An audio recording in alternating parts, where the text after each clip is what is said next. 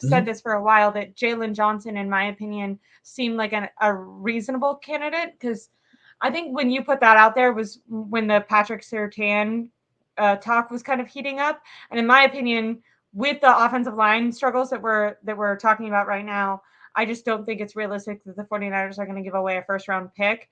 And I think in order to get that, you'd have to give away a first round pick and more. So Jaylon Johnson to me seemed like a more realistic choice that would still fill in that role. Are you thinking the 49ers will make a move before, I think it's Wednesday, right? Is the trade deadline? Tomorrow, I believe. Oh, all right. Well, don't. 31st. Yeah, I thought it's always going to be November 1st, but it's the 31st at 4 p.m. And so I think it's tomorrow. But overall, when you look at it, the reason Kyle Shanahan said that there's not much going on is not because players aren't active. It's just because prices right now are high. They're going to have to be very aggressive if they want, a top player on their board. They've made calls, obviously. Montez Sweat, Jaylon Johnson, some of the guys in the mix that you've seen earlier today. I mean, I think they've made calls around the board. And so I think they're intrigued by several players around the league. Do I think they make a move at the moment? Probably would lean towards no, just because I think the price would be too high. But they've shown that they don't mind paying in the past. The reason also I think they say no is I don't think this is a talent issue on the team. The team, if you're looking at upgrades, it's usually defensively right now, and I think the team has talent. Isaiah Oliver hasn't been great, but when you look at the team, and if your slot corner is your worst player on your team, you're usually in a good shape because other defenses are going to have other holes similar to that. And so I think it's more so you got to figure things out schematically and figure out the best way to use your players defensively. I think once you figure that out, the talent's going to start playing like the talent is supposed to be playing, and the defense gets back to what it was early on.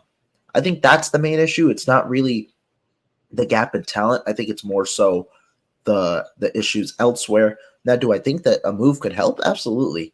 If you add more talent, you're adding more talent. I just don't know what price the 49ers are going to be willing to budge because you want to keep your first round pick this year. A good tackle class, you want to select one in the first round, potentially even keep your second round pick, select another tackle or select another impact player in the second round this year. So maybe you trade a mid round pick. I don't know. I don't think Jaylon Johnson goes for earlier or goes for less than a second round pick this year.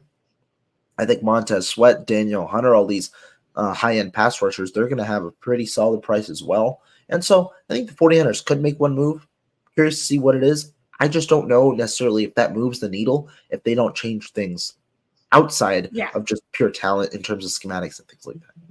It doesn't seem like a last year situation where, like, once they made the move for Christian McCaffrey, the team just completely went all firing. It definitely seems like there's more problems in-house that need to be made versus just adding someone.